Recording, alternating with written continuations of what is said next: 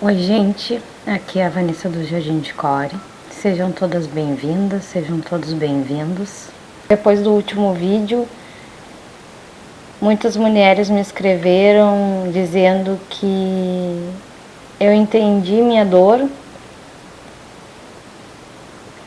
mas ainda não entendo por que isso acontece comigo. Então hoje eu trago para vocês porque algumas mães ferem emocionalmente suas filhas. Nem toda mãe fere por maldade. Muitas vezes ela fere porque também foi ferida. Na psicologia existe algo muito comum. Nós só conseguimos oferecer amor que aprendemos a receber. Uma mãe emocionalmente crítica, indisponível e distante, muitas vezes foi uma filha que nunca foi acolhida emocionalmente. E sem perceber ela repete. Não porque ela não ama, mas porque não sabe amar de outra forma. E é aqui que nasce uma das dores mais silenciosas da mulher. A filha passa a vida toda tentando merecer um amor que nunca veio do jeito que ela precisava. Ela se esforça, ela se adapta, ela se cala, ela cuida emocionalmente da própria mãe e, sem perceber, deixa de existir como filha. Espiritualmente, isso também fala de padrões de linhagem. Existem dores que atravessam gerações. Mulheres ensinadas a sobreviver, mas não a nutrir emocionalmente. E alguém precisa interromper isso.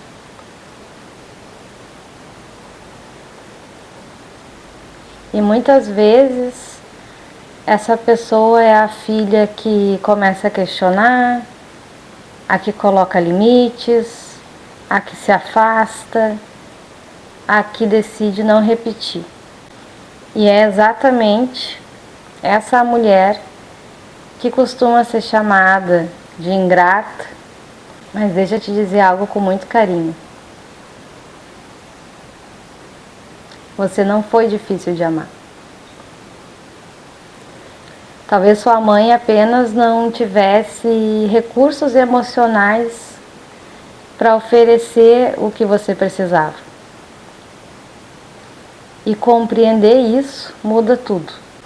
Porque você para de perguntar o que há de errado comigo e começa a entender, isso nunca foi sobre mim. Romper padrão não significa deixar de amar. Significa parar de se machucar, tentando consertar o que não depende só de você. E eu quero compartilhar algo muito pessoal agora. Eu precisei mudar a forma como eu mesma cuidava dos meus filhos. O primeiro passo foi perceber que eu estava descontando minha própria dor neles. E eu parei. Eu entendi que a raiva que não foi acolhida em mim não podia continuar passando adiante. Depois disso eu comecei a fazer algo que nunca tinham feito comigo. Conversar sobre sentimentos. E quando eu errava com eles, eu pedia desculpa. Eu expliquei para eles que a minha criação tinha sido diferente da deles e que eu estava aprendendo a não repetir aquilo que me feriu. Dei liberdade para que eles falassem sobre sentimentos, sobre o que eles não estavam gostando, sobre quando algo machucava. E dentro da minha casa o respeito passou a existir não por idade, mas por reciprocidade. E teve outra coisa muito importante que eu tive que aprender, que é sobre parar de usar o silêncio como punição. Quando uma criança ou um adolescente está emocionalmente ativado, ele não vai escolher bem as palavras. Naquele momento ele está sentindo, ele não está raciocinando. O tempo emocional da criança não é o mesmo tempo do adulto. Quando ele explode, ele precisa de presença naquele momento, não depois. Porque depois pode ser vivido como abandono emocional. Eu aprendi que o adulto da relação sou eu. E muitas vezes deixar passar as ofensas, não porque o desrespeito é aceitável, mas porque a emoção estava à flor da pele naquele momento. E nesses momentos algo muito simples me ajudou muito, que foi respirar.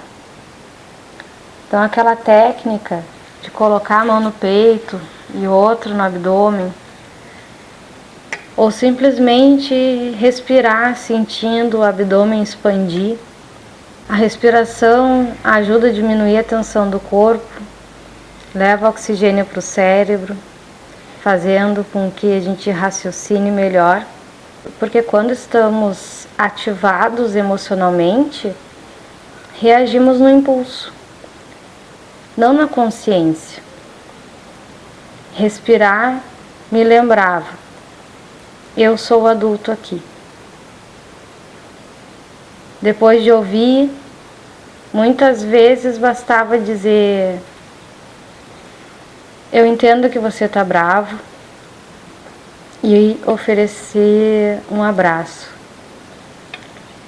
E na maioria das vezes isso resolve. A conversa pode esperar, porque educar não acontece no auge da emoção. Educar acontece quando existe segurança emocional. A correção pode esperar, o vínculo não. E é assim que eu entendi algo muito profundo. Curar não é apagar o passado, é escolher conscientemente o que continua e o que termina em você, mas pode impedir que a dor continue atravessando gerações. E é interessante perceber que isso não acontece só dentro de relações entre mães e filhas, entre mãe e filhos. Isso acontece no trabalho, nos relacionamentos, nas amizades. Muitas vezes estamos lidando com adultos emocionalmente feridos e que estão reagindo a partir das próprias dores, na defensiva. E quando entendemos isso, algo muda. Paramos de reagir automaticamente e começamos a escolher como vamos responder. Porque a verdadeira mudança não acontece no outro. Começa na forma como nós reagimos. Quando mudamos a forma de reagir, o mundo à nossa volta também muda. E falamos muito sobre isso nas leituras de tarô. O tarô não muda destino. Ele traz consciência, ele mostra padrão, mostra repetição e mostra onde podemos escolher diferente. Porque às vezes a maior transformação não é mudar o outro, é deixar de repetir aquilo que nos feriu. E se esse vídeo fez algum sentido para você, escreve aqui embaixo. Eu compreendo, porque compreensão é o primeiro passo para a libertação. Um beijo e até a próxima.